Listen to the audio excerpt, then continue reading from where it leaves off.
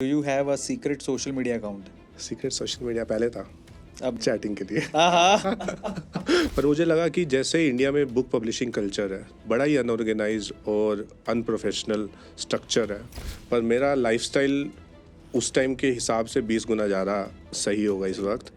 पर standard of living के मामले में मुझे लगता है लंदन की लाइफ बेटर थी, पर मुझे लगता है कि इंडिया में आ गए तो इंडिया की अपन वैसी लाइफस्टाइल कोशिश कर सकते हैं हम लोग, पर मुझे लगता है यहाँ का इंफ्रास्ट्रक्चर आपको अलाउ नहीं करता। शुरू में जब जॉब छोड़ी तो तब ये लगता था कि दिक्कत होने वाली, जब मैंने रिज़ाइन किया हुआ था। किसी को पता नहीं लगता है सबसे बड़ा टफ टास्क पता है क्या, एम्प्लॉयज़ को मैनेज करना, अच्छे एम्प्लॉयज़ को लाना कंपनी में, और अच्छे एम्प्लॉयज़ आ भी जाएँ तो उनको मैनेज करना। और स्टार्टअप कल्चर में ना सबसे बड़ी प्रॉब्लम होती है।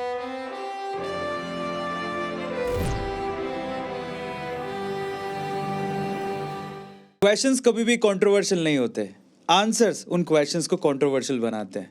हे guys, welcome you all in the next episode of the Arvind Arora show. और आज के हमारे इस एपिसोड में हमारे साथ हैं Ajay Setia. He is the founder and CEO of Invincible publishers and Invincible ocean.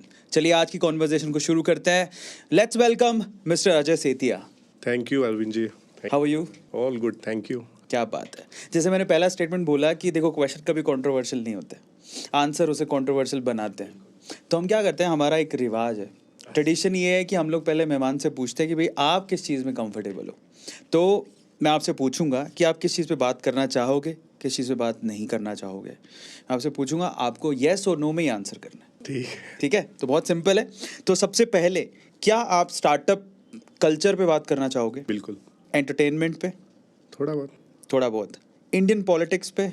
कर सकते हैं। स्पिरिचुअल लाइफ पे? बिल्कुल कर सकते हैं। पर्सनल लाइफ पे? नहीं नहीं थोड़ा बहुत पूछ लेना। ठीक है। एडल्टरेट क्वेश्चन मतलब सेक्स लाइफ एंड ऑल, उस पर बात कर सकते हैं? आई डोंट थिंक रिक्वायर्ड है। रिक्वायर्ड नहीं है, ठीक है, क्योंकि आपका ऐसा जोनर नहीं है, आप उस पर नहीं खुलना चाहते। ठीक है। इंडियन मीडिया पे? वो भी ज़रूरत नहीं, मुझे लगता है कंट्रोवर्शियल हो जाएगा थोड़ा। ठीक है। इंडियन यूथ पे? इंडियन यूथ पे बात कर सकते हैं। Married life? थोड़ा बहुत यार, मैरिड लाइफ पे रहने दो आप, पर्सनल हो जाएगा बिल्कुल। College relationship? कॉलेज थोड़ा बहुत पूछ लेना यार। ठीक है। उसके बाद इंटरनेशनल पॉलिटिक्स और इंटरनेशनल जो चल रहा है स्टार्टअप एंड ऑल, उसके बारे में? मुझे लगता है इंडिया के बारे में बात करेंगे, इंडियन स्टार्टअप कल्चर के बारे में तो ज़्यादा रहेगा, और हमारा यूथ भी उसी को समझता है। आपके इंटरेस्ट के बारे में? इंटरेस्ट के बारे में पूछ सकते हैं। आपकी हॉबीज़ के बारे में? बिल्कुल। क्या बात है। अनएम्प्लॉयमेंट या ऐसी कोई प्रॉब्लम जो यूथ सेंट्रिक है इंडिया में, उसके बारे में पूछ सकते हैं। क्या बात है। दिल्ली के बारे में? दिल्ली के बारे में पूछ लो। एंड फाइनली जो बुक पब्लिशिंग है और जो टेक सेंट्रिक जो चीज़ें हैं उसके बारे में? हाँ बिल्कुल, मुझे लगता है यही फोकस ज़्यादा रखना चाहिए हमें। चलिए, सो फाइनली हमने पूछ लिया हमारे मेहमान से कि वो किस चीज़ में कंफर्टेबल है। जिस चीज़ में आपने येस बोला है वो तो हम आपसे पूछेंगे ही, जिसमें आपने नो बोला है वो हम आपसे ज़रूर पूछेंगे। तो चलिए कॉन्वर्सेशन को शुरू करते हैं। सबसे पहले तो जब आपके बारे में पढ़ रहा था, आपकी बड़ी रोलर कोस्टर राइड है। बेसिकली पहले आपने 4-5 साल जॉब की एंड देन आपने एक पब्लिशिंग हाउस स्टार्ट किया और काफ़ी अच्छा रिवेन्यू करते हो आप, लेकिन आपको फील होता है कि शायद उसमें इतनी स्केलेबिलिटी नहीं है, तो अब आप अपना एक टेक सेंट्रिक स्टार्टअप लेकर आए हो। तो ये रोलर कोस्टर राइड, एक जॉब मेंटालिटी से बाहर निकल के खुद का बिजनेस करना, एंटरप्रेन्योरशिप की तरफ आना, इस जर्नी के बारे में थोड़ा क्लैरिफिकेशन। तो मैंने 2012 में एज अ सॉफ्टवेयर इंजीनियर अपने करियर की शुरुआत की, और मैं लॉयड्स बैंक के लिए काम करता था, वो भी लंदन में, और 5 साल मैंने जॉब की। पर उसी दौरान मैंने अपनी खुद की बुक एक पब्लिश की, दैट वाज अ फिक्शन। पर मुझे लगा कि जैसे इंडिया में बुक पब्लिशिंग कल्चर है बड़ा ही अनऑर्गेनाइज और अनप्रोफेशनल स्ट्रक्चर है, बहुत लोग हैं, बहुत सारे पब्लिशर, आप मानोगे 19,000 पब्लिशर है इस टाइम इंडिया में, वो इतना कॉम्पिटिशन है, और पुराने पब्लिशर 100 साल 50 साल से ऐसे बैठे हैं, उनका वर्किंग स्टाइल बिल्कुल अनऑर्गेनाइज्ड अनप्रोफेशनल। तो मुझे लगा कि इस सेगमेंट में थोड़ा सा स्पेस है, हम लोग इसको प्रोफेशनली ड्राइव कर सकते हैं, ऑर्गेनाइज कर सकते हैं। तो उसी सोच से मैंने 2017 में इनविंसिबल पब्लिशर्स की शुरुआत की, और उस वक्त मैं लॉयड्स बैंक में काम कर रहा था, सैलरी भी अच्छी थी और लंदन में था, तो सेटल था। पर मुझे ये था कि इंडिया में आके कुछ करना है, इंडिया के लिए कुछ करना है, और इंडिया में रह के कुछ करना है। तो इनविंसिबल पब्लिशर्स वैसे शुरू किया, और वो मैंने जॉब के साथ ही शुरू किया था। 1 साल मैंने वैसे ही चलाया, वो बहुत ही हेक्टिक टाइम था मेरी लाइफ का। फिर पब्लिशिंग हमने शुरू किया, धीरे धीरे समझने शुरू हुए मार्केट। 2-3 साल पहले तो आपको ऐसे ही लग जाता है समझने में कि इतनी अनऑर्गेनाइज मार्केट को आप चलाने की कोशिश कर रहे हो, और पब्लिशिंग जो आपके लिए बिल्कुल ही नया डोमेन है, और लोगों को समझाना, फिर एकदम सर्विस। और पब्लिशिंग क्या है कि आपको मल्टी ऑपरेशंस है। मल्टी ऑपरेशंस का मतलब कि आपको पहले एक किताब आएगी या वर्ड फाइल में आएगी, फिर एडिटिंग करना है, डिज़ाइनिंग करना है, फिर मार्केटिंग, फिर डिस्ट्रीब्यूशन, फिर प्रिंटिंग, फिर कहीं बुक स्टोर पे पहुंचेगी या नहीं भी पहुंचेगी। बहुत सारे नए ऑथर्स के साथ तो यही प्रॉब्लम है। तो इसको समझते समझते 2-3 साल निकल गए, 4 साल निकल गए कि भाई कैसे करना है। स्ट्रगल चलता रहा 3 साल तक। मुझे लगता है कि और किसी भी बिज़नेस को बड़ा करने के लिए आपको 3-5 साल 10 साल देने ही पड़ते हैं। तो जैसे ही थोड़ा पिकअप होने लगा उस टाइम फिर कोविड आ गया। सारा ऑफलाइन मार्केट है। 2019-2020 के बाद जब आपको पता है कि कैसा सिचुएशन, ऑफिस सारे क्लोज है, उस टाइम हमारा 42 लोगों का स्टाफ था और सब लोग ऑफिस से काम कर रहे थे। और एकदम मैंने आपको बताया कि पूरा ऑफलाइन काम है और मल्टी ऑपरेशनल है, सब डिपेंडेंसी आपके एम्प्लॉयज़ पे है। तो उस टाइम एकदम बिल्कुल धक्का लगा। तो हमने काफ़ी कुछ शिफ्ट किया, वर्क फ्रॉम होम में ट्राई किया। पर उस टाइम ये एक पॉजिटिव बात ये हुई कि बहुत से लोगों ने घर बैठ के किताब लिखना शुरू किया। क्रेजी। हाँ, तो फिर हमने फिर दोबारा रिवाइव किया, दोबारा टीम हायर करी। जैसे टीम दोबारा रिवाइव की तो उसके बाद फिर कोविड आ गया तो फिर से वही बैक टू सर्कल। फिर धीरे धीरे मुझे लगता है कि फिर अभी तो हमने अच्छे से खुद को फिर इस्टेब्लिश किया। बाद में कोविड 2 बार धक्का लगने के बाद तो पता लगा कि कैसे खुद को रिवाइव करना है, कैसे एम्प्लॉयज़ को दोबारा लाना है और कैसे और स्ट्रक्चर्ड वे में पब्लिशिंग को चला सकते हैं। तो अभी तो हम लोग एजुकेशन में टॉप 5 पब्लिशर्स में आप किसी से भी पूछोगे तो इंडिया में आते हैं विदिन 4 और 5 ईयर्स। और यही था। उसके बाद मुझे लगा कि एक टाइम के बाद जब भी आप कोई ऑफलाइन बिजनेस कर रहे हो तो एक टाइम के बाद सैचुरेशन पॉइंट आ जाता है। करेक्ट। तो सैचुरेशन पॉइंट जब आता है तो वही मेरे को ध्यान में रखते हुए तो मैंने अभी एक नई कंपनी शुरू करी, इनविंसिबल ओशियन। तो उसमें हम लोग डिजिटल इंफ्रास्ट्रक्चर दे रहे हैं for fintech companies, for banks. तो पूरा टेक ड्रिवन है, बिल्कुल आर्टिफिशियल इंटेलिजेंस है। उसमें भी हमारे पास 15 एम्प्लॉयज़ हैं अभी, और धीरे धीरे हम लोग टीम बढ़ा रहे हैं। तो अभी उस पर फोकस कर रहे हैं। और मेरा ब्रदर देख रहा है अभी पूरा पब्लिशिंग का पार्ट, वो ऑटो पायलट मोड पे है। मुझे लगता है कि जिस तरह से हमने रिवाइव किया, जिस तरह से हमने सिचुएशन को समझा उसके बाद, कोविड के बाद, तो अब सब कुछ ऑटो पायलट मोड पे है। और काफ़ी कुछ हम लोग भी समझ गए पब्लिशिंग इंडस्ट्री को कि कैसे चल रहा है, और नई चीज़ों पे ध्यान देते रहते हैं। बहुत बढ़िया। मुझे एक सवाल का जवाब चाहिए। जब आप लंदन में जॉब कर रहे थे, पैकेज क्या था आपका? पैकेज मतलब मेरे हाथ में उस टाइम इंडिया की सैलरी तो आती ही थी, जो इंडिया में मेरी सैलरी थी, और वहाँ की सैलरी भी आती थी, और अराउंड 5,000 पाउंड्स के आसपास। पाउंड्स। तो हाउ मच, कितना हो गया? 3.5 लाख। 4.5 लाख, 4-4.5 लाख, 5 लाख, और इंडिया की सैलरी लो। अब जो सिचुएशन में आप हो, मतलब मुझे लगता है काफ़ी अच्छी सिचुएशन में हो, आप टॉप 5 पब्लिशर्स में आते हो।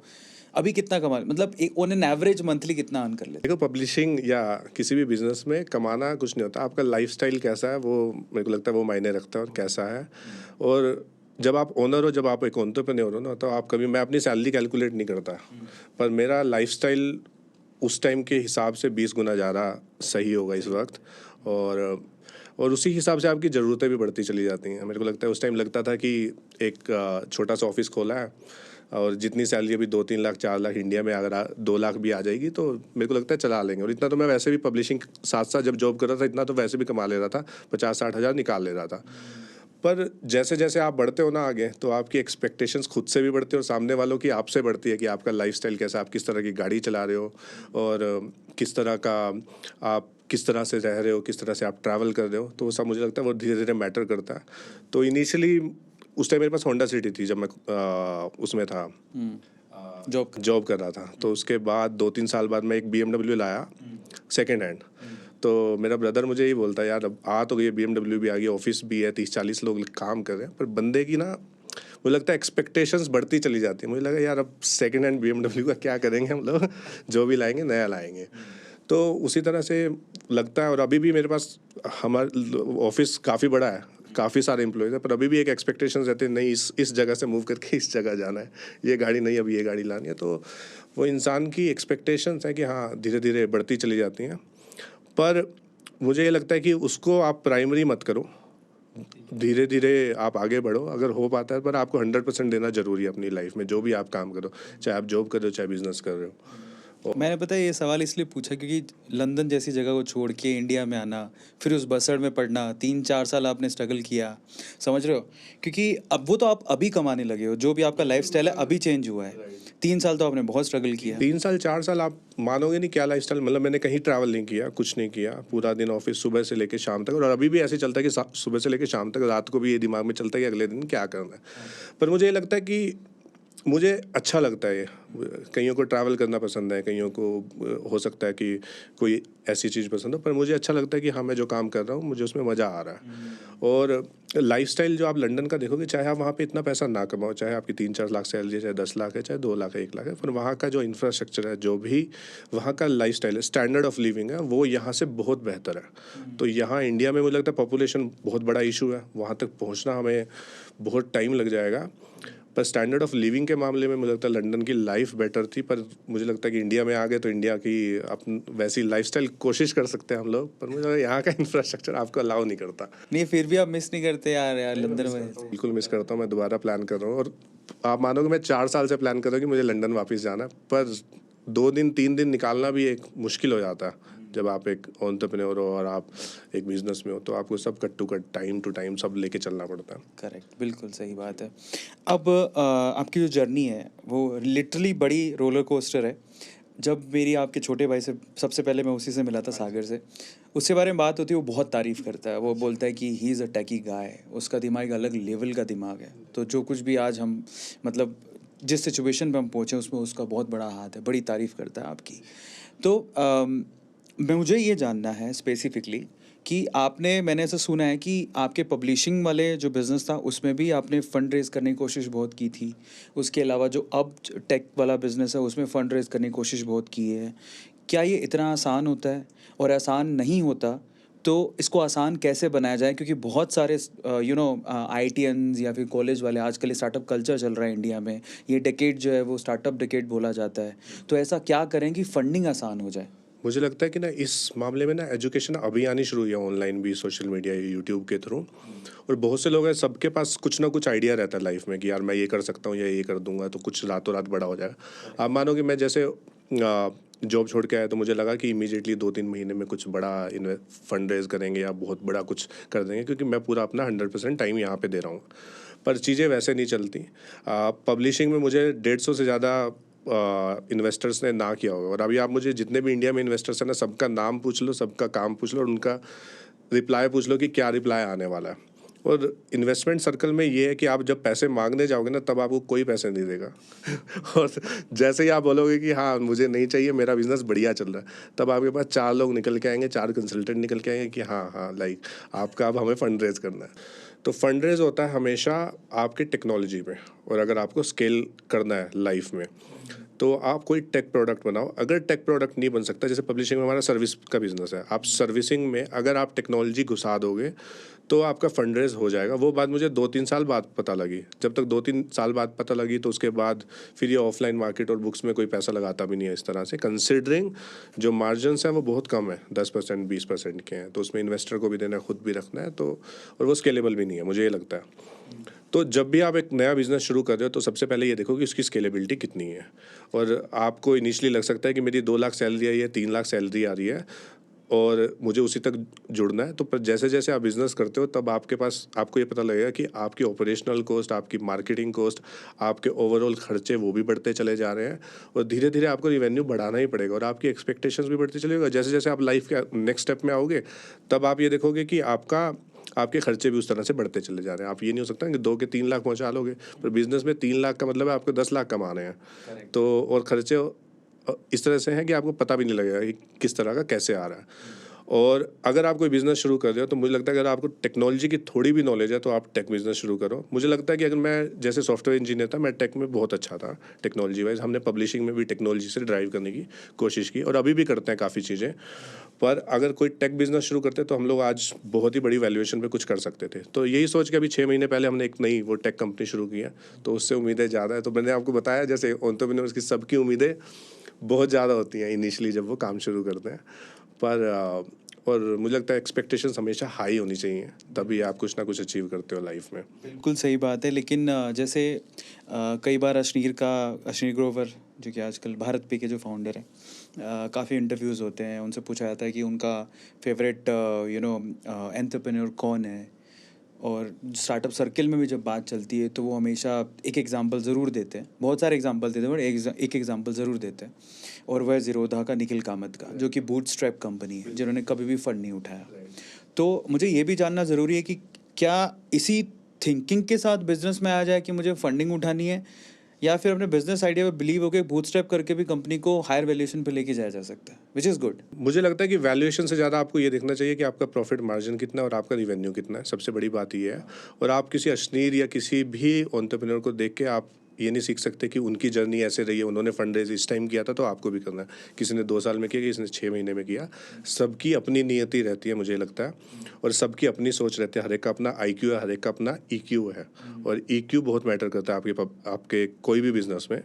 तो आप अपनी जर्नी देखो कि आपका लाइफस्टाइल कैसा है, आपकी फैमिली बैकग्राउंड कैसी है, आपकी एजुकेशन कैसी है, आपके पास कितने रिसोर्सेज अवेलेबल है, आप किस लोकेशन पे रहते हो, किस जगह से बिलोंग करते हो, आपकी कम्युनिकेशन कैसी है, तो किस तरह के बिजनेस में जाना चाहिए, आपको किस तरह के सेगमेंट को टारगेट करना चाहिए, तो वो ज़्यादा मैटर करता है। ज़्यादा आप किसी की जर्नी देखो, किसी ने 6 महीने में फंड रेज कर लिया, किसी ने 1 साल में कर लिया, और किसी का प्रोसेस ये था या किसी और का प्रोसेस था, और ये इंडस्ट्री वाइज भी मैटर करता है। और आप जैसे उससे मैं बताना भूल गया, आपने बोला कि फंड रेज की जर्नी कैसी है, तो फंड रेज की जर्नी ये है कि जब तक आप पैसा मांगोगे तब तक आपको कोई नहीं देगा, और लाइफ का भी यही रूल है। आपने कुछ मांग लिया तो आपको कोई नहीं देगा। जैसे आप बोलोगे नहीं नहीं नहीं नहीं मुझे ये चीज़ नहीं चाहिए, तो आपको सब देने आएंगे। तो वो मैंने उस टाइम सिलेक्ट किया कि मुझे किस तरह का फंड चाहिए या किस तरह के इन्वेस्टर से फंड चाहिए, एंजल, हाँ, किस टर्म्स पे चाहिए, एंजल चाहिए या नहीं चाहिए। तो अभी हम लोग जो फंड रेज कर रहे हैं वो VC फंड रेज कर रहे हैं, और वो फंड रेज एक ही जगह से आ रहा है, रादर अलग अलग लोगों को हम लोग सवाल जवाब करें, तो वो VC फंड है। तो मुझे लगता है कि आपके प्रोडक्ट में कितनी जान है, आपने कितना टाइम दिया उस इंडस्ट्री को समझने में। सेकंड, आप पैसा मांग रहे हो या नहीं मांग रहे हो, तो ये चीज़ मैटर करती है आपके लिए। हाँ जी। अच्छा, एक लास्ट सवाल इसी सेगमेंट में और पूछूंगा। बेसिकली स्टार्टअप का जो बबल है, हो क्या रहा है कि यहाँ पर ज़्यादातर जो स्टार्टअप है इवैल्यूएशन का गेम खेल रहे हैं, और evaluation is directly proportional to sales, profit के ऊपर नहीं है या प्रॉफिट मार्जिन के ऊपर नहीं है। तो जितनी ज़्यादा सेल उतना ज़्यादा इवैल्यूएशन, भले ही कंपनी लास्ट में लॉस ही दिखा रही है। और इंडिया में 95% जितना डेटा है मेरे पास, 90 से 95% स्टार्टअप लॉस में है। उनकी जो बैलेंस शीट दिखाती है लॉस, लेकिन वैल्यूएशन उनकी करोड़ों की है। ये बबल किसी दिन फटेगा। फट रहा है धीरे धीरे। आप देखो कितनी जॉब्स जा रही हैं आजकल, आप हर रोज सुनने को मिलता है आपको। और वैल्यूएशन जो है ना, बड़ा सब्जेक्टिव मैटर है। सब्जेक्टिव आप किस तरह से सेंस में है कि आप वैल्यूएशन बहुत तरीके से निकाल सकते हो। आपका प्रोडक्ट कैसा है, आपके पास कस्टमर कैसा है, आपका फाउंडर कैसा है। तो वो जो बबल है ना, वो धीरे धीरे फटना शुरू हो गया। और मुझे लगता है कि आप जो भी बिजनेस करो, आप फंडामेंटली आपको स्ट्रॉन्ग होना बहुत ज़रूरी है बैकएंड से, कि आपका फंडामेंटली आपका प्रोडक्ट कितना वायबल है, उसकी ऑडियंस है या नहीं है, उसको लोग लेने वाले हैं या नहीं है, किस लेवल पे आप स्केल कर सकते हो। मुझे अब लगता है कि अगर मैंने पब्लिशिंग में आज पैसा उठाया होता ना, उस टाइम उन 150 लोगों ने मुझे ना कहा होता ना, तो फंडामेंटली मैं भी स्ट्रॉन्ग ना होता, उस प्रोडक्ट को एक लेवल तक स्केल ना कर पाता, और आज वही बबल फिर फट रहा होता। तो जो आपके साथ लाइफ में होता है वह अच्छा ही होता है, पर आप जो सही नीयत से काम करते रहते हो आप, और देखते रहते हो कि आप फंडामेंटली स्टेबल हो रहे हो या नहीं हो रहे हो, तो उस वे में मुझे लगता है चीज़ें अपने आप अच्छी होनी शुरू हो जाती हैं। और वैल्यूएशन जैसे आपने बताया सब्जेक्टिव मैटर है, और वैल्यूएशन इस तरह से लेना मुझे लगता है बिल्कुल ठीक नहीं है। वो फाउंडर को सोचना चाहिए। और फाउंडर क्या है कि बहुत सारे लोग जो है कॉलेज से छूटते हैं, या कॉलेज के टाइम पे ही छोड़ देते हैं, या अच्छे कॉलेज में तो उसके साथ उनको फंड रेज हो जाता है। तो सबसे बड़ा रीज़न ये है क्योंकि उनके पास सही मेंटर्स नहीं है, या उनके पास सही एक्सपीरियंस नहीं है।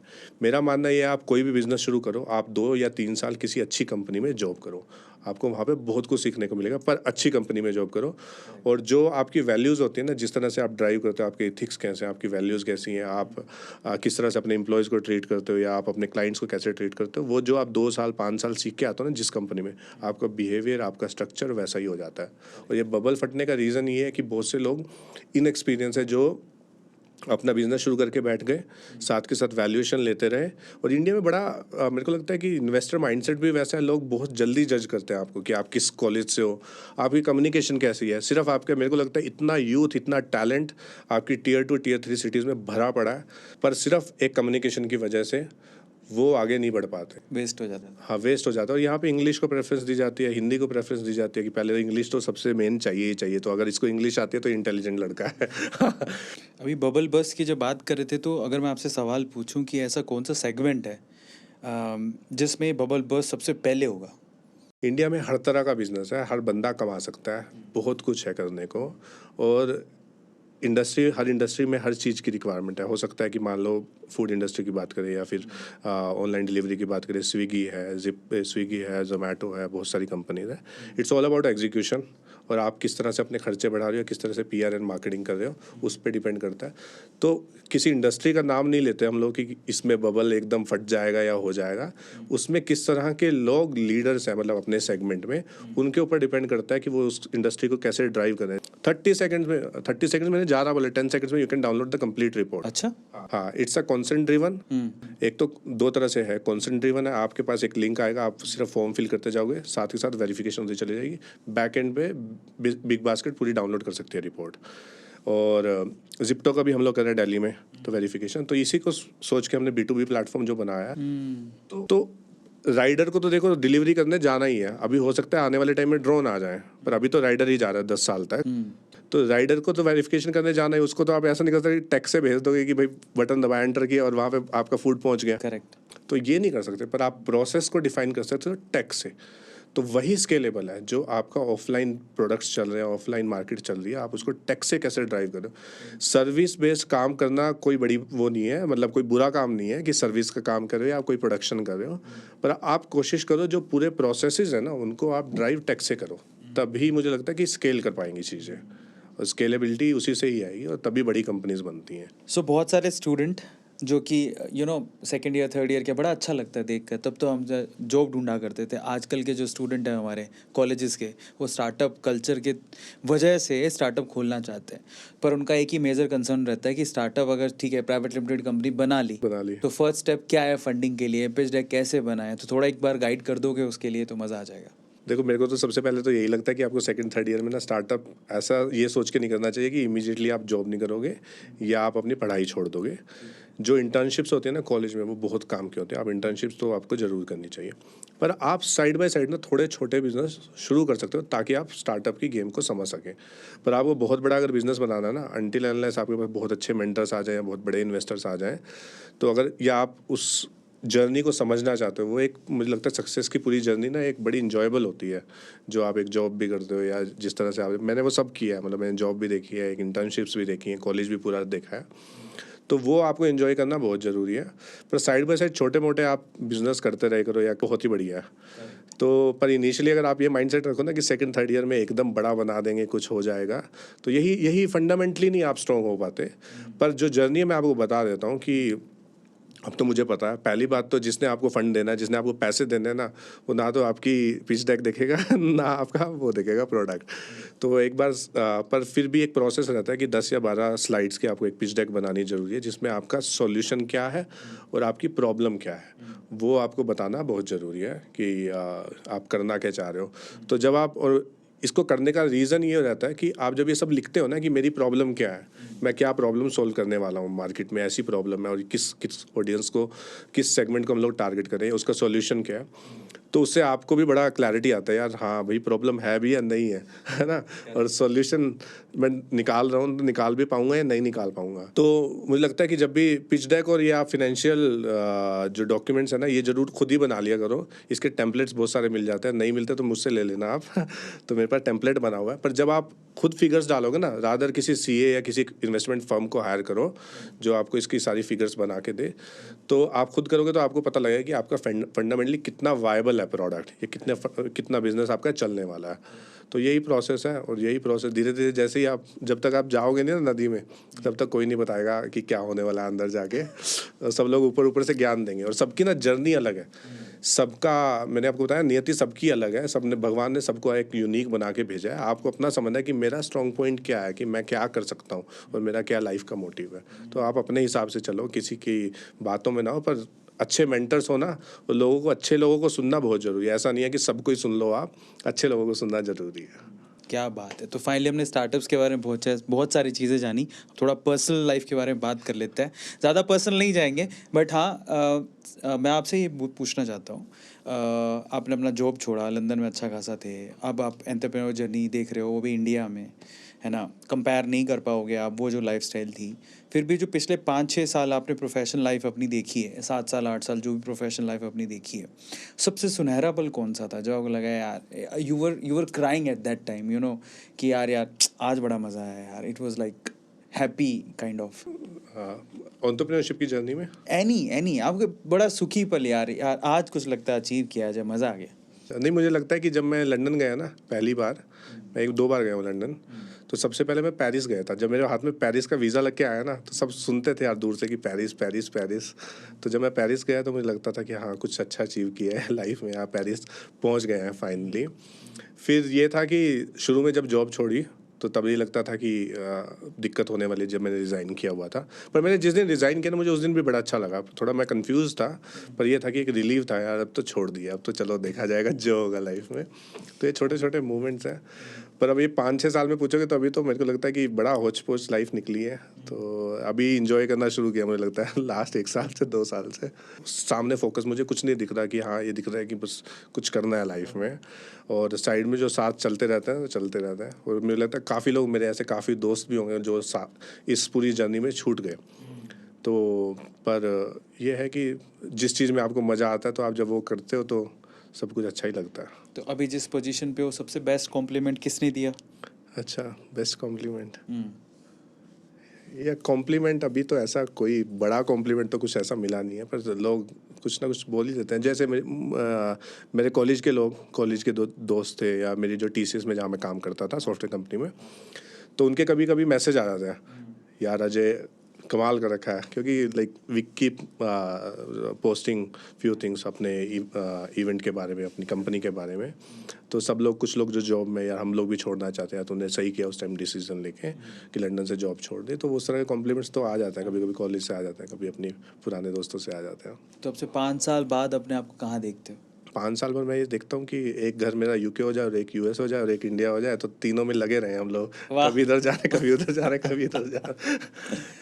पर ऐसा नहीं लगता कि ये पर्सनली जब आप अकेले में बैठते हो तो यार कितना टाइम अपन पैसों के बारे में सोचें, या फिर एंटरप्रेन्योरशिप के बारे में सोचें, पर्सनल लाइफ का क्या होगा? कभी ऐसा हेडेक नहीं नहीं यार, देखो बैलेंस तो करना ही है ना आपको लाइफ में। और अभी आप कुछ अचीव करना चाहते हो तो लोग ना इसको बड़ा उससे सोचते हैं कि आपको पैसा कमाना है। यार ये पैसा कमाना नहीं है, ये आपकी सेटिस्फेक्शन है। अब मुझे मज़ा इस चीज़ में आता है तो मैं क्या करूँ, है ना। आपको जिस चीज़ में, अगर आपको मज़ा किसी और चीज़ में आ रहा है, आप उसके साथ कॉम्प्रोमाइज़ कर रहे हो तो गलत है। अब आपको दोस्तों के साथ घूमने में या रात को पार्टी करने में मज़ा आता है तो आप वो कर लो, ठीक है। पर मुझे मज़ा इस चीज़ में आ रहा है, और मेरी फैमिली भी सपोर्ट कर रही है, और मैं फैमिली को ऐसा नहीं है कि उनको छोड़ के चल रहा हूँ सब चीज़ों को, वो भी बैलेंस करके चल रहा है। ये तो है यार। मैंने मतलब मेरा भी पर्सनल एक्सपीरियंस है, मुझे सबसे ज़्यादा एम बनाने में और उसे अचीव करने में मज़ा आता है। जो भी सोचो वो करके, सोचो करो। और ऐसा नहीं है कि पैसे के पीछे भागना बहुत ज़रूरी है, या आपको सक्सेस का मतलब पैसा नहीं है, पहली बात तो ये है। और सक्सेस सेल्फ सेटिस्फैक्शन है, और सक्सेस एक जर्नी है। जैसे मैं आपको बताया था कि मैंने जॉब भी देखी है, कॉलेज भी देखा है, इंटर्नशिप्स भी देखी हैं, फिर एंटरप्रेन्योरशिप की जर्नी भी देखी है। मैंने खुद भी उठाई हैं बुक्स, अपने हाथ में डब्बे उठा के मैंने खुद भी लोड किए होंगे एक टाइम पे, पुरानी वीडियोज़ होंगी।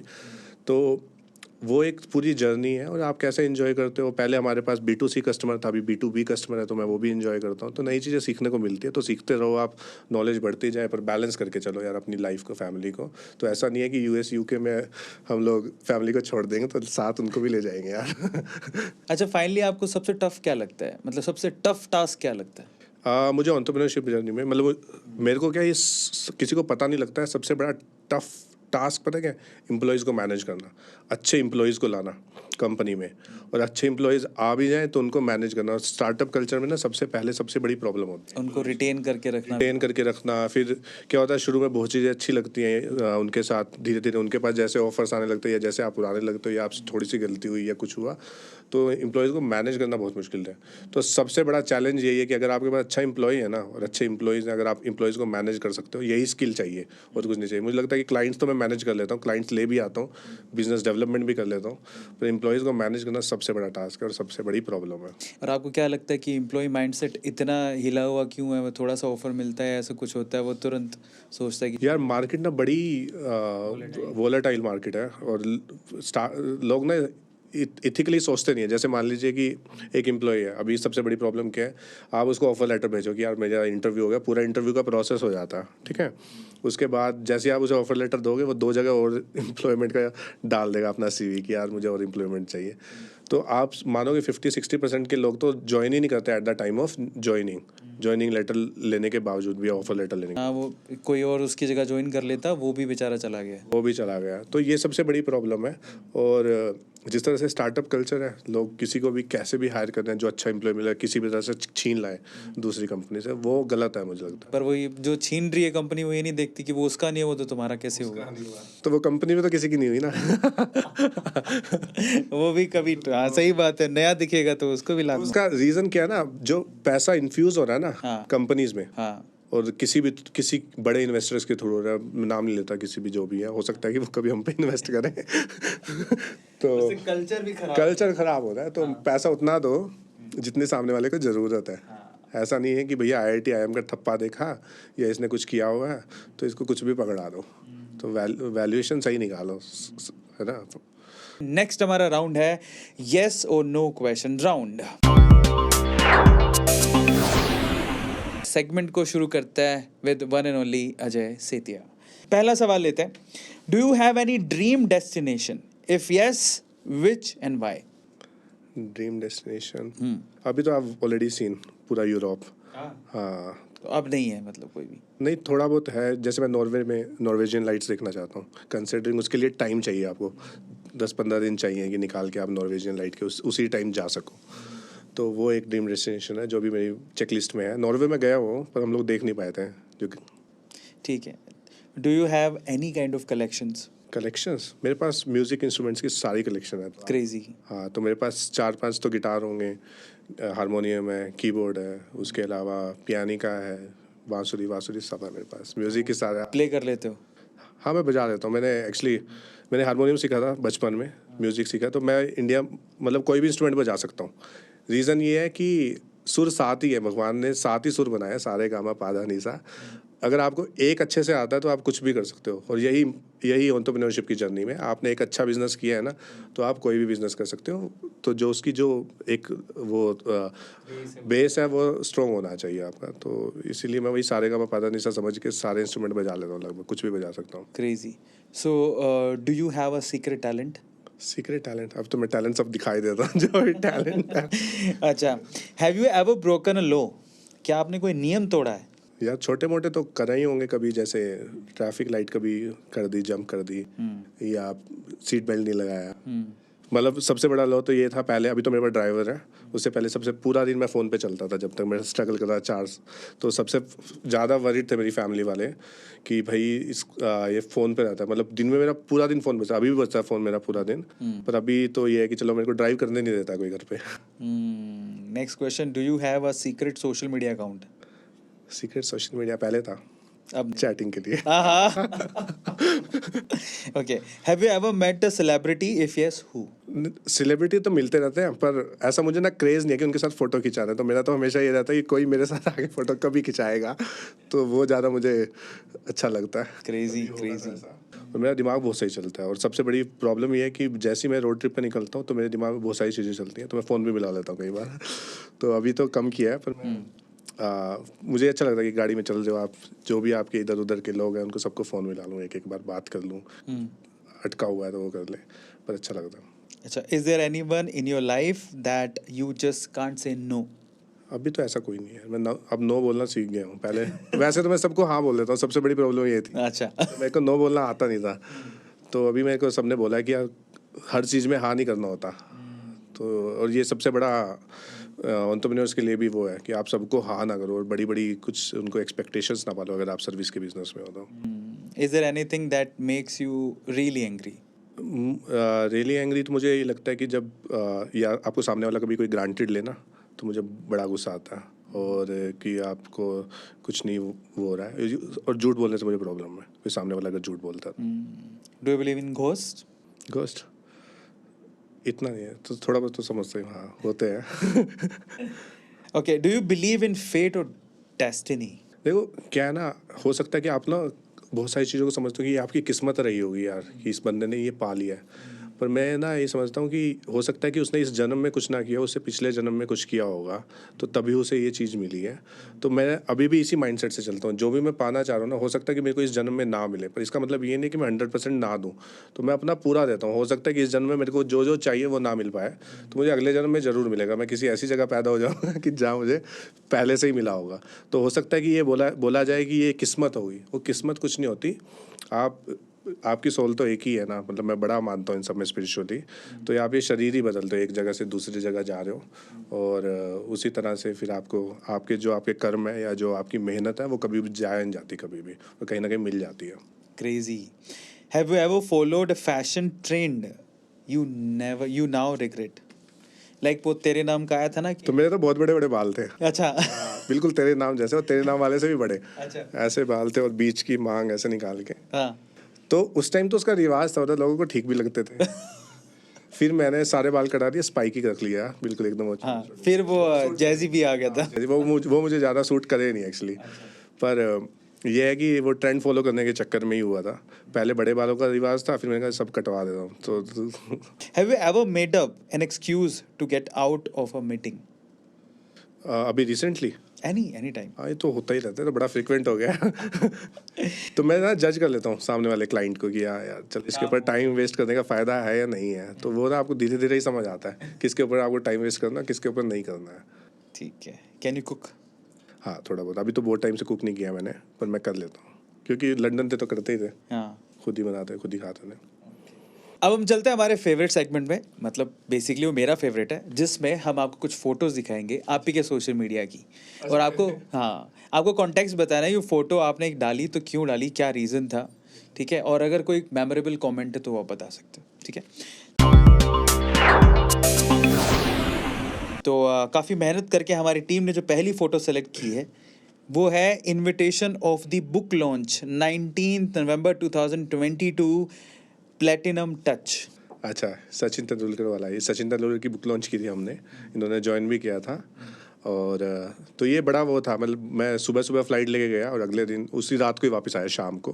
हेक्टिक था, पर बड़ी एक्साइटमेंट थी कि हाँ सचिन तेंदुलकर से मिलने जा रहे हैं, तो बड़ा मेमोरेबल था। ये तो रिसेंट की बात, बिल्कुल रिसेंटली हुआ है, 1.5 महीना हुआ है। मिले नहीं, वो ऑनलाइन उन्होंने ऑनलाइन ज्वाइन किया था, पर ऑनलाइन सामने आप देखना कि आपसे बात हो रही है या उस तरह से वो बात करें सेशन, वो इतनी बड़ी बात है। 100% मैंने मिस कर दिया। मुझे लग रहा था कि ये मुंबई में कहीं मिलने का मौका मिल जाए तो। नहीं, हम लोग तो इसी एक्सपेक्टेशन में रात को भाग के गया कि चलो यार जाना है। अगला जो फोटो है वो काफ़ी बढ़िया दिख रहा है, जिसमें पता लग रहा है कि हाँ ये ले अच्छा, ये एंटरप्रेन्योर इंडिया का अवार्ड है। अवार्ड है। हाँ, ये फर्स्ट अवार्ड था मेरा। ओके। तो ये dynamic entrepreneur of the year 2019, तो उस टाइम बड़ा पिक करना शुरू हुआ था हमारा, मतलब एंड ऑफ ईयर था ये, कि हाँ भाई पब्लिशिंग अच्छा चल रहा है। तो उनको मैंने पूरा क्वेश्चनर बना के भेजा, तो उन्होंने कुछ अवार्ड दिया, अच्छा अवार्ड माना जाता है एंटरप्रेन्योर इंडिया का। नहीं, बड़े अच्छे लग रहे हो। थोड़े दिन बाद फिर कोविड आ गया। तो पर ये तो इस फोटो को देखने के बाद लग रहा है उसके बाद ये बंदा पतला सा था, अब तो काफ़ी वेट हो गया। हाँ। नहीं, आजकल मैं कर रहा हूँ कोशिश कि कम कर लूँ वेट। अरे नहीं, सही लग रहा है, बंदा खाते पीते घर का एकदम मस्त। अभी इसमें तो और जिमी शिमी लग रहे हो भैया। ये अगला फोटो है आपका। ये मैंने ना कुछ एक चैलेंज लिया था किसी से, उसका वर्कआउट चैलेंज। हाँ। तो 4 वीक्स का था, तो उसका था, उस टाइम की फोटो है। तो अभी भी बॉडी मेरी ऐसी है, थोड़ा कई बार लगता है कि नहीं है। हाँ, इसमें मैच कर रहा है। अगली फोटो तो बड़ी रंगीली मिजाज की है, तो उसमें मैं 2-4 सवाल और पूछूंगा। ये आपकी आखिरी फोटो है, बट काफ़ी इंटरेस्टिंग फोटो है। ये ना किसी होटल की फोटो है, तो मैंने कहा चल यार तुम ऐसा पोज लो, मेरे को ऐसा खिंचाना है। अच्छा। पर बात करते हुए फिर ये मैंने थोड़ा खुद ही दिया है लुक। तो 4-5 अलग अलग मेरे पास ऐसी 20 फोटोज थी, एक ऐसे एंगल से एक ऐसे एंगल से। लास्ट फोटो ये मैंने सिलेक्ट करी कि ये डालते, थोड़ा ग्लैमर डालने की कोशिश। ये ऐसा लग रहा है जैसे किसी थाईलैंड के होटल में हो, मसाज के लिए गए हो। थाईलैंड गए हो कभी? नहीं, थाईलैंड नहीं गया। नहीं गए कभी? मिस कर दिया आपने, you have to go, you should go. नहीं, मैं यूरोप घुमा हूँ पूरा। ऐसा? हाँ, वो उससे बेटर है मतलब। उससे बेटर है तो। सो फाइनली हमारा फोटो दिखाओ सेशन भी खत्म हो गया। अब आखिरी सेशन है and that is rapid fire round. हम आपसे सवाल पूछेंगे, पहले आपने बड़े इत्मीनान से आंसर दिए, अभी आपको एकदम फास्ट आंसर देने हैं, ठीक है? चलिए पहला सवाल, rapid fire round with one and only Ajay Setia. पहला सवाल, what is your favourite food? कढ़ी चावल। आहा, क्या बात है, मेरा फेवरेट है। Okay, what word do you hate hearing? मैं बोलूँगा तो अच्छा नहीं लगेगा। बोल दो। हम कहते हैं बीप। बस बीप। अच्छा, next question, who do you text the most? Sagar, मतलब अपने ब्रदर को। पूरा दिन तो हम लोग आपस में लगे रहते हैं, ये स्क्रीनशॉट वो स्क्रीनशॉट, क्या चल रहा है क्या। Where did you go on your last vacation? मैं लास्ट वेकेशन पे गोवा गया था। What is your go to pass time? Go to pass time, playing music. Where did you grow up? Radaur, it's a town in Haryana, Kurukshetra. Okay, where do you live now? Gurgaon. अच्छा, next question, अच्छा, what is your favourite type of weather? Winters. What time do you usually wake up early in the morning? 8 o'clock. Okay, what time do you usually go to bed at night? So it's 1:30 और 2, मतलब मैं रात को काम कर सकता हूँ 2 बजे तक, 3 बजे तक, 4 बजे तक, पर सुबह उठना थोड़ा मुश्किल हो रहा है, तभी मैं ऑफिस भी कई बार लेट पहुँचता हूँ। Okay, अच्छा, what is your favorite type of music? अभी गज़ल सुन लेता हूँ मैं, और इंडियन म्यूजिक सुना, पर गज़ल्स आई एंजॉय, मतलब मुझे तभी ज़्यादातर फेस्टिवल में गज़ल वज़ल गायक भी। तो मेरा पास चलता तो मैं पूरा दिन गज़लें चलाता। अच्छा, what is your favorite movie genre? मुझे स्वदेश बहुत पसंद है, और रहना तेरे दिल में पसंद है, तो इस तरह की मूवीज़ मैं देखता हूँ। स्वदेश, मतलब मेरे को अगर आप पूछ रहे हैं ना कि क्या टाइम पास है, तो मतलब मैं स्वदेश भी लगा लेता हूँ कई बार, और इस तरह रहना तेरे दिल में है, कल होना हो है, इस तरह की मूवीज़ देखता हूँ। Who is your best friend? Best friend यार आयुष था एक लड़का, तो आजकल तो फ़ोन ही नहीं उठाता, पता नहीं क्या बिजी हो गया। उसकी जैसी शादी हुई है, हाँ। तो वो मेरे साथ कॉलेज से था, और मेरे साथ जॉब में भी था, हम लोग इकट्ठे ही रहते थे, पर अभी तो आजकल वो बिजी हो गया मेरे को लगता है। आयुष भाई फ़ोन उठा लो यार। Describe your style in one word. Style in one word, ऐसा कोई यार स्टाइल है नहीं यार, अभी मेरे को बनाना है, धीरे धीरे कोशिश कर रहा हूँ मैं। What were you afraid of as a child?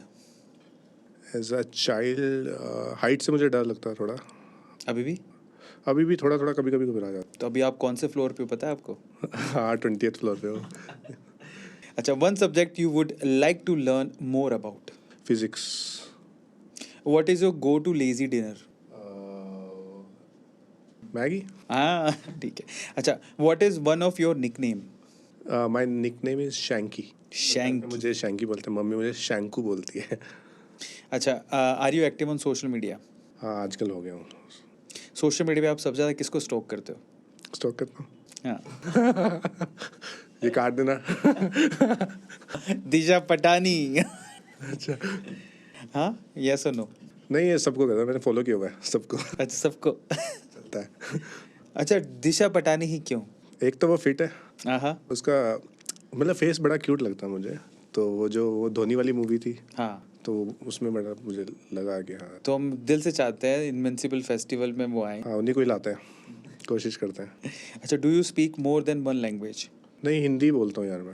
Netflix और अमेजोन प्राइम और any other OTP platform? Netflix ज़्यादा चलता है, पूरा नेटफ्लिक्स चलता तो नेटफ्लिक्स की आपकी फेवरेट सीरीज कौन सी है? है।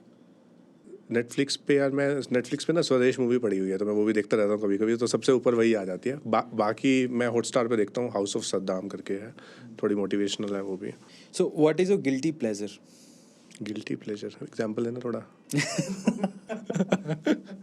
मैं यही सा मतलब ऐसा प्लेजर जिसको तो पता है मुझे मीनिंग तो। जिसे होता है, मैं बता देता हूँ। जैसे मेरे साथ गिल्टी प्लेजर है एक, जैसे मैं ना अभी अपने आप पे वर्कआउट पे ध्यान दे रहा हूँ, तो फाइनली शुगर मेरी 0 है। मैंने भी थोड़ी ना शुगर कम करनी शुरू की है, हाँ। तो मैं जब वर्कआउट नहीं करता तो मुझे प्रॉब्लम हो जाती है, मतलब मेरा मेंटली में थोड़ा डिस्टर्ब हो जाता हूँ कि हाँ। कुछ नहीं किया, हाँ। ये फैट आ गया, ये हाँ। हो गया। ये क्या ना, मुझसे ही मांग लिया, आधे फंसे हुए थे। That's what I am saying ना कि क्वेश्चन कंट्रोवर्शियल नहीं होते, आंसर उसे सोच आपकी गंदी होती है। करेक्ट। अच्छा, have you ever walked out of a movie theatre mid show? बहुत बार। कौन सा वाला? कोई 2 एग्जांपल। यार ऐसे याद नहीं है, पर ना मैं मतलब पहली बात तो मुझे पसंद नहीं आती, मैं सो जाता हूँ, मेरी नींद आ जाती है थिएटर में कई बार, और कई बार मैं छोड़ के भी आया हूँ बहुत बार। सबसे बेकार एक्सपीरियंस कौन सा था? किस मूवी को देखने पर था? यार ऐसे नाम लेना ठीक नहीं है, पर मैं तो हमारे देश के प्रधानमंत्री हैं उनकी मूवी देखा था मैं। ऐसा मत बोलो, हंसराज हंस जी ने अभी पीएम मोदी ने निकाल ली है बुक। नहीं मतलब यार वो पर्सनैलिटी तो बहुत ही बढ़िया है। हाँ, मूवी खराब जो है। मूवी ना जिस तरह से एक्टिंग करने की कोशिश की, जिस तरह से उन्होंने प्रोजेक्शन करने की कोशिश करी, वो बिल्कुल सही आई थिंक विवेक ओबरॉय था। हाँ विवेक ओबराय मतलब अपन बहुत अच्छी बन सकती है, या मुझसे लिखवा लेते स्क्रिप्ट, या मैं ही डायरेक्ट कर देता उसे। ठीक है। कंट्रोवर्शियल। अच्छा, what is your last Google search? Google search मैं अभी अपनी फ्लाइट ही देख रहा था यार, कि उसका वेब चेक इन करना है तो 2 घंटे बाद फ्लाइट है। अच्छा, what is your favourite movie dialogue and why? मेरा डायलॉग, मूवी का डायलॉग वाई तो पता नहीं, पर मुझे वो, आपने रांझना मूवी देखी है? लास्ट सीन हाँ, वो वाला, जब वो सोते हुए, बस यहीं तक थी मेरी जर्नी, जो भी एक लड़की थी जो, बस अब सुना दूंगा तो फिर लोग फिर जज करेंगे। अगला सवाल है, would you rather go out for a date night और enjoy a date night at home? Date night at home, that would be I think good.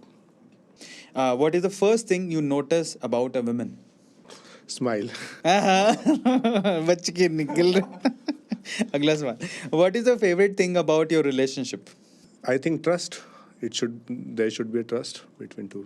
What's your idea of a perfect romantic gift? या मैं gift ना देता भी नहीं, मैं लेता भी नहीं। तो रिलेशनशिप में जैसे गिफ्ट देते ना तो दिक्कत हो जाती है। दिक्कत हो जाती है।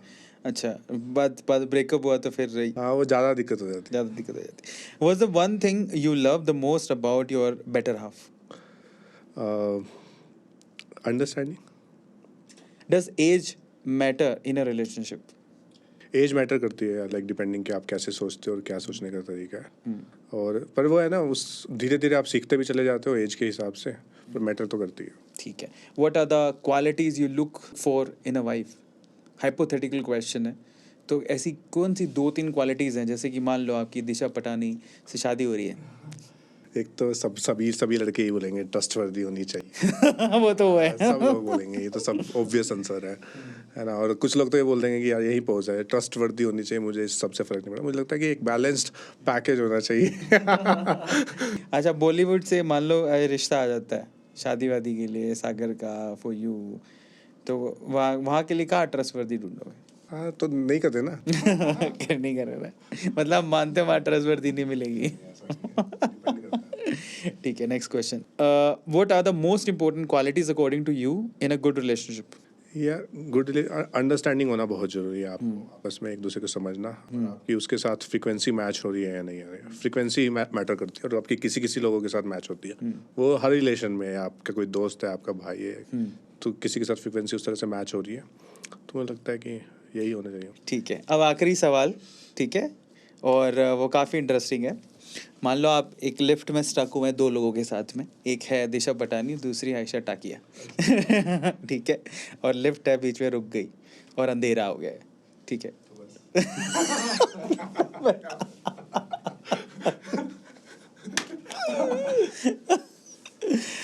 तो अब कॉन्वर्जेशन सबसे पहले किससे करोगे और वैसी क्या बात करोगे वहाँ पे?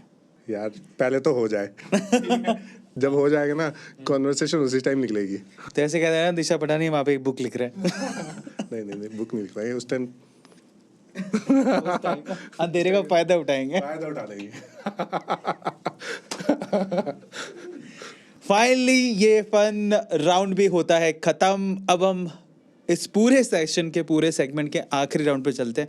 देखो यही फन है यार, हम यहाँ पर सारी सीरियस बातें नहीं करते, बहुत सारी चीज़ें आपने सीखी भी हैं, बहुत फन फैक्ट भी देखे हैं, मज़ेदार साइड भी देखी है अजय की। अब हम आखिरी सवाल पे चलते हैं। आपने बहुत अचीव किया और मुझे ऐसा लगता है कि जो भी इस इस लाइफ स्टाइल तक पहुँचा है उसने अपने लाइफ में स्ट्रगल बहुत किया है, ऐसे कोई यहाँ तक नहीं पहुँचता है ना। तो जितना यूथ अभी आपको देख रहा है, आपको ऐसी 3 एडवाइसेस क्या देंगे उन्हें ताकि वो भी अपनी लाइफ में कुछ अच्छा कर जाएं? तो 3 एडवाइस, तो सबसे पहला तो एडवाइस जो मैंने पहले ही आपको बोला है कि सबसे पहले तो आप अपनी क्षमता को पहचानो कि आपका फैमिली बैकग्राउंड कैसा है, आपकी एजुकेशन कैसी है, या आप बिज़नेस कर भी सकते हो या नहीं, या शौकिया करना है या आपको दिखाने के लिए करना है। सबसे पहला तो यही है। अब मान लो आप किसी बिज़नेस में आ गए या आपने शुरू कर लिया, तो आपको 100% देना बहुत ज़रूरी है। आप अपनी जॉब में भी, आप कहीं पे भी काम करते हो, उसमें भी आप 100% दो। और मेरा मानना यही है कि आपको रिजल्ट्स हमेशा मिल जाएंगे टाइम आने पे। और हमेशा सामने ध्यान रखो, फोकस रहना चाहिए, और आप किस तरह के लोगों से बात कर रहे हो, किस तरह के लोग आपके आसपास हैं, आप उनसे सीख सकते हो या नहीं सीख सकते हो, यही सबसे मेन है। तो हम लोग कई बार ना डाइवर्ट हो जाते हैं बहुत लोगों की बातें सुन के या बहुत लोगों की, पर जब आपको अपनी क्षमता, अपना पता है बिजनेस आप क्या कर रहे हो, आपका फंडामेंटली आप स्ट्रॉन्ग हो या नहीं हो, तो उस यही सब चीज़ चाहिए। और मेरे को लगता है एक साफ़ नीयत से काम करना ना बहुत ज़रूरी है। जब आपकी नीयत नहीं साफ़ होती ना, तो आपको कभी कुछ नहीं मिलता। तो और नीयत साफ़ है, हो सकता है कि आपको कोई चीज़ नहीं आती, मुझे भी नहीं आता पब्लिशिंग में जब मैं आया था इनिशियली, धीरे धीरे समझता गया चीज़ों को। तो पर जब नीयत साफ़ होती है तो रास्ते खुद बन जाते हैं। और आप ये देखो कि आपके आसपास ना लोग भी अच्छे लोग आने शुरू हो जाते हैं। आपकी जैसी नीयत होती है, जिस तरह के आप लोग होते हो ना, आपके आसपास भी वैसे ही लोग रहते हैं। आप अच्छे हो तो आपके चारों तरफ अच्छे रहेंगे। कुछ टाइम के लिए हो सकता है बुरे लोग आ जाएं, या जो आपको नहीं पसंद है, जिनके साथ फ्रिक्वेंसी नहीं मैच करी, तो वो धीरे धीरे दूर चले जाएंगे जब तक आप अच्छे हो। तो नीयत होना, बहुत साफ होना बहुत ज़रूरी है। अब हमारे पास एक सेगमेंट लास्ट है जिसमें आपको हमें एक आपकी फ़ोटो पे ऑटोग्राफ देना है। आपकी फेवरेट फ़ोटो आपको पिक करनी है, तो हम आपको ना ऐसे करके दे रहे हैं, आपको पता नहीं है कि कौन सी फ़ोटो है, तो आपको रैंडमली पिक करनी है। कोई भी पिक कर लूँ? हाँ, इन चारों में से कोई भी एक पिक करनी है। ठीक है, कौन सी आई है? हाँ, ठीक है। था सब ब्यूटीफुल सा मैसेज लिख के, और फाइनली आपको एक ऑटोग्राफ देना है इसमें, जो भी आप चाहें।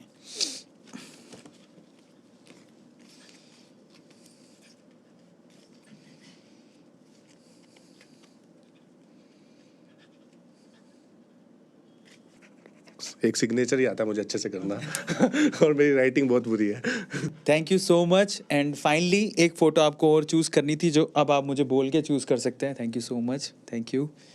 अब बताइए आपको कौन सी फेवरेट आपकी फ़ोटो है इन तीनों में से? मुझे बड़ी अच्छी लगती है ग्लैमर वाली। कौन सी, ये वाली? तो ये फ़ोटो हम आपको एज अ गिफ्ट देंगे, ताकि आपके पास ये रहे दी अरविंद अरोड़ा शो की तरफ से एक याद। और ये फ़ोटो है, फाइनली अच्छी लगती है इन्हें। Thank you, thank you, thank you. Finally हमारा ये सेशन बहुत सारी लर्निंग के साथ, इनफैक्ट मैंने बहुत सारी चीज़ें सीखी हैं, जैसे ख़त्म होता है यहीं पे ही। और क्योंकि इनकी अब फ्लाइट है, इन्हें जाना पड़ेगा, तो हमें ये सेगमेंट अब यहीं पे ख़त्म करना है। लेकिन अगली बार हम इनसे और इनके भाई से, मुझे लगता है दोनों आएंगे तो और ज़्यादा मज़ा आएगा, क्योंकि सागर, मतलब दोनों का अलग अलग टैलेंट है। सागर का अपना एक अलग टैलेंट है, अजय का अपना एक अलग टैलेंट है। ड्यूओ के साथ अगली बार मिलेंगे। टिल देन गाइज, आपको सिंपली छोटे छोटे से 2-3 काम करने हैं। अगर आप ये सेशन पूरा देख चुके हैं, तो आप सबसे पहले ये बताइए कि अजय के कौन से आंसर ने आपको सबसे ज़्यादा प्रभावित किया है। आपको लगता है कि हाँ, उससे मुझे काफ़ी ज़्यादा सीखने को मिला।